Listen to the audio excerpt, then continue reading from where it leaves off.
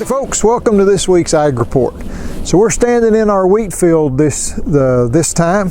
Wanted to talk to you a little bit about the wheat. I would consider this young wheat. You can see it's kind of small. We have some little bit older wheat that has started to tiller a little bit more than this and be a couple of inches taller, but still looks very similar.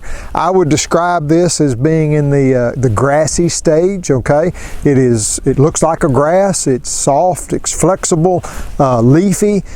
People will be turning cattle out on it to graze it, things like that.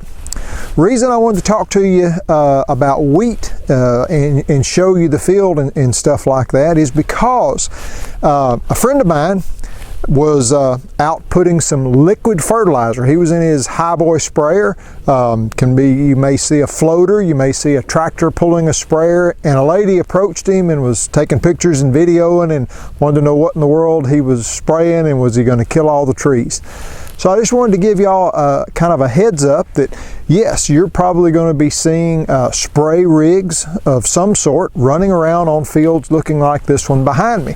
But I wanted to let you know what is going on and what it is that is being put out and why. Like he was just putting out liquid fertilizer. A lot of people are putting out some foliar feed.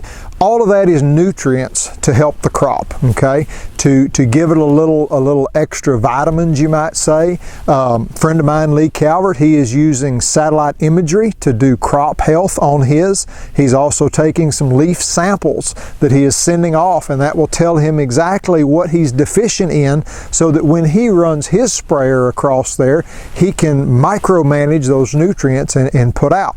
So a lot of that you're seeing is liquid fertilizer. Now, whenever you plant a crop, you have a food source out there, a host, if you want to call it. You're going to have pests, you're going to have disease, you're going to have things like that are attracted to that. Bugs and funguses, all those different kind of things. Just like if you own a pet, whether that's a dog or a cat, you're going to have some fleas and ticks and things like that. Just kind of comes with the territory. So what we are doing is we are watching this crop and we are looking for those pests.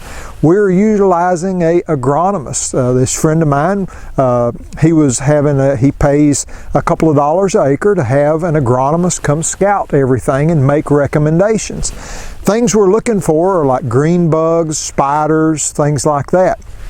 He did have green bugs come in there. He did not run out and spray.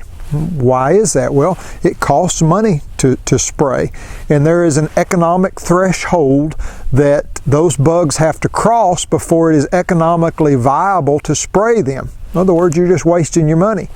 There's also friendly bugs out there that will eat the bad bugs, and as long as that competition is going good, they will help control that. There's also friendly viruses and diseases and stuff that will get that. And that's what that agronomist said. He said, hey, you know what? You are having green bugs, it's getting close to that threshold, but the weather changed. He said, I've noticed a disease come in that is affecting those green bugs. I think it's going to wipe them out for you. And it did. He did not have to spray.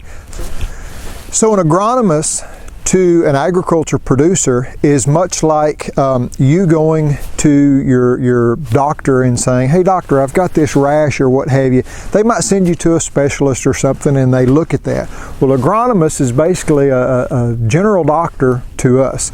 They are specialized in crop health, diseases, bugs, weeds, that kind of stuff. And they are very important because they are on the cutting edge of what new products are out there, what is good for your area, because it changes whether you're in West Texas, South Texas, North Texas.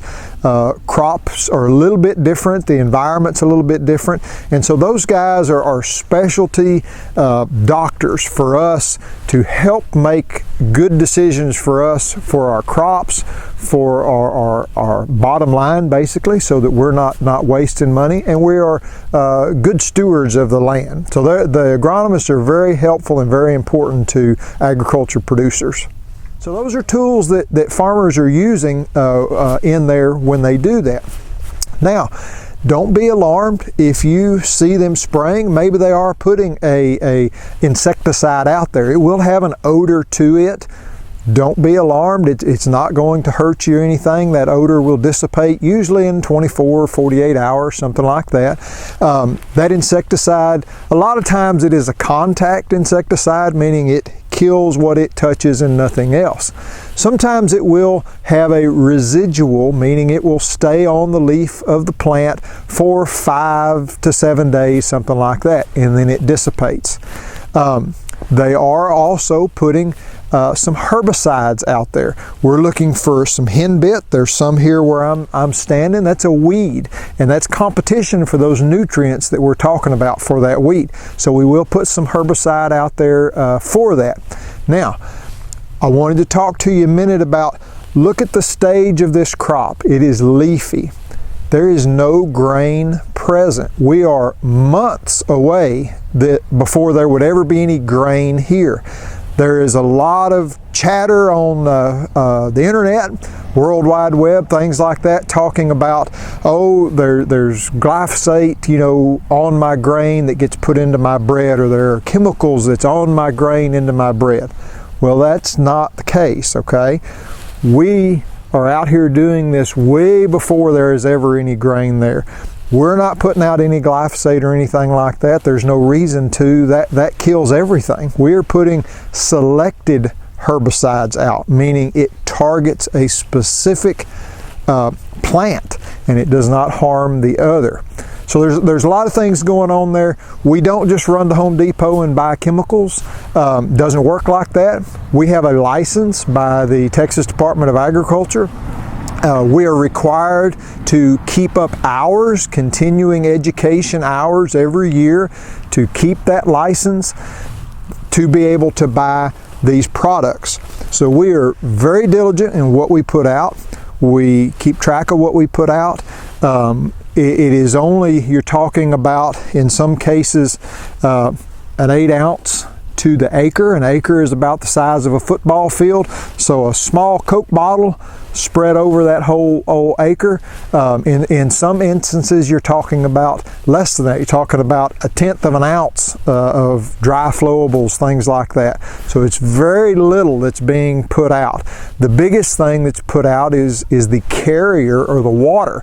You need about 10 gallons to disperse that evenly. So anyways, I know I've given y'all lots of information, facts and figures, but I just wanted to share with y'all, when you see those rigs out there running around, they're not going out there willy-nilly. Costs a lot of money to do that.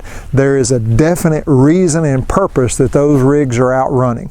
So just wanted to give y'all some information about crop health, where we're at in this growing season.